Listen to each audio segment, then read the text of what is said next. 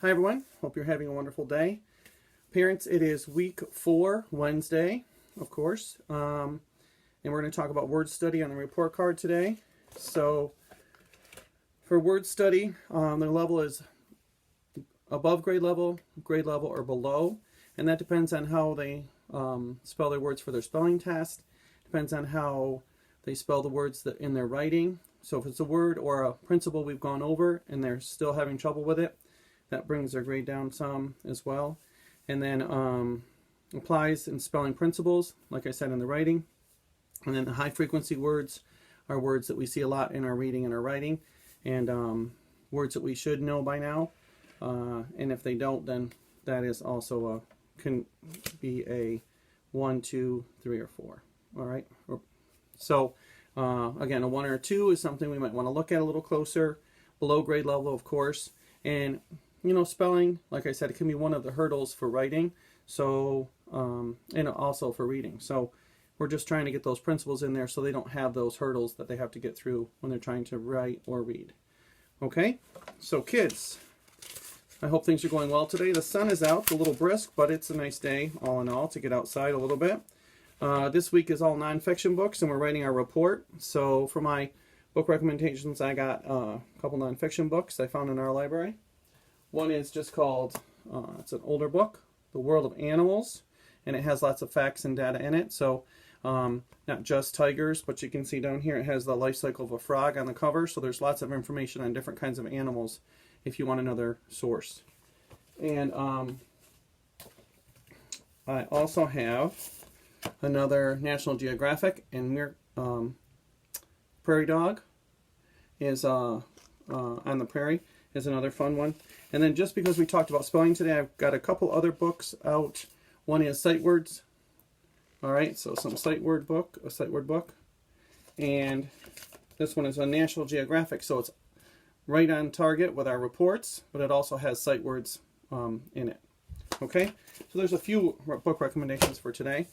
And then for today, for the writing piece of that book report, you'd be doing your introduction. And remember, you want to tell about your animal, but not just tell it boringly. You want to pull your reader in, okay? So you'll never guess what happened, but think about how you want to do that and open up, and then read it to yourself and see if it's a report you'd want to read. If not, you might need to add some details or add some excitement there, okay? Spelling, they said to work on 5 focus words. Remember, we're talking about possession, so something you own or they own, so like the dog's bone. Again, we've talked about that, so make sure you're getting those apostrophe S's and leave the apostrophe, have a space in there, okay? Space it out a little. Math, for math today on our calendar is math fact practice, and then we'll go over our old and our new math for today. So let's see what we did yesterday. Yesterday, Xander put 3 rows of tiles in his kitchen to make a design. He buys 5 tiles, or he lays 5 tiles in each row. Draw a picture. So he has 3 rows, 1, 2, 3, 4, 5. So 1, 2, 3, 4, 5. 1, 2, 3, 4, 5. He has 3 rows, 1, 2, 3 rows of 5 tiles. 1, 2, 3, 4, 5. There's 5 in each row. So I drew my picture. I checked to see that I had 3 rows with 5 tiles in each. Write a repeated addition sentence. So I could go, if I wanted to do 3 plus 3 plus 3 plus 3 plus 3, 3, 6, 7, 8, 9, 10, 11, 12, 13, 14, 15. Or I could do 5 plus 5 plus 5 also equals 15. All right, so we wrote in a repeated addition sentence, and we drew this array as we were making it. And then an answer statement. Xander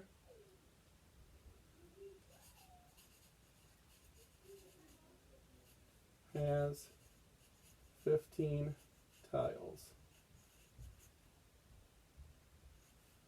I'm going to put in his design.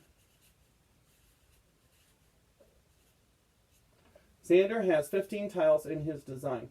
Lots of people submitted to Remind last night. Awesome job. That is one thing parents we're going to be looking for a little bit more is And it's going to be required as some submission of work. We just found that out today in our faculty meeting.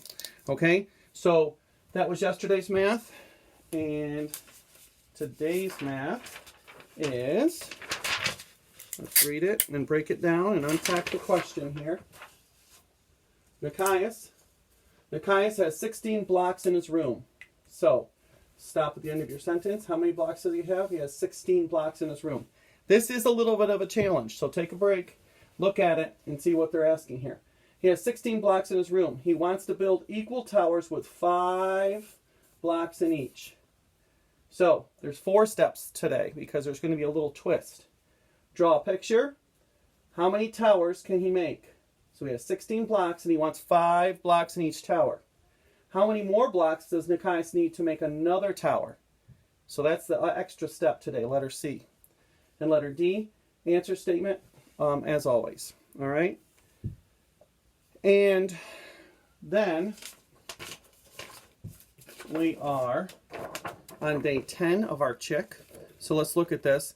Things aren't labeled for us because it's pretty evident what everything is. This is the eye, the beak, the wing, the foot, the tail, and as you can see, this would be where the air sac is. This is the yolk, and as I said yesterday, the yolk would be getting less because the baby's eating it as it's growing.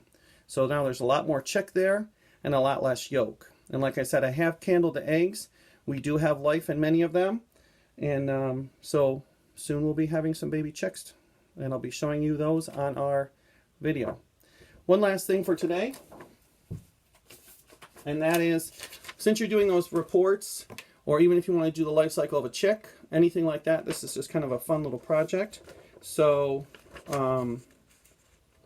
take a piece of paper, if you have any like this size, or if your parents run out. You could even cut up a piece of cardboard, maybe even a cereal box. Fold it like a hot dog, and then you're going to fold it like a sandwich. So try to make it as even as you can so it looks like a sandwich, okay? So you have bread on the top, bread on the bottom, and then some in the middle, all right? So fold it. And it doesn't have to be perfect. So once you fold it, this is the most important part. You're now going to have 6 little squares. 6 little squares.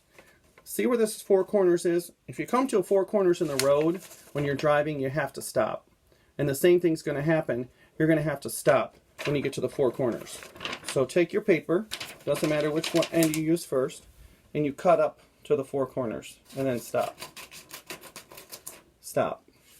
Cut up to the 4 corners, and stop. Now, I can draw on all these. I could draw a chick life cycle, the egg in the incubator, maybe at 10 days, and maybe a little fluffy chick over here. All right? I could, if I'm doing a project on prairie dogs, like we just talked about, I could draw some things that are happening with a prairie dog, like maybe its habitat, maybe what it likes to eat, and maybe some fun facts, pictures of it doing those things, or just the facts. And then take your paper and close it up. If you have a stapler, staplers work best, but Scotch tape will work as well. Tape it, and now you have a little diorama of your science project. Okay? Let's review that real quickly. All right? So we have a piece of paper. We're going to fold it like a hot dog. We're going to cut up to the 4 corners. So we have 3 tabs. We're going to draw first before you staple or tape because you're going to need to be able to lay it down flat. Draw, draw, draw, whether it's a life cycle, whether it's about your report you're doing, and then fold them together. Tape or staple it here, and you have a little diorama, a little science project to showcase your work. All right? So that was just a fun little thing to add some art and some other concepts in there as well. I hope you all have a great night, and I will talk to you tomorrow. See you soon.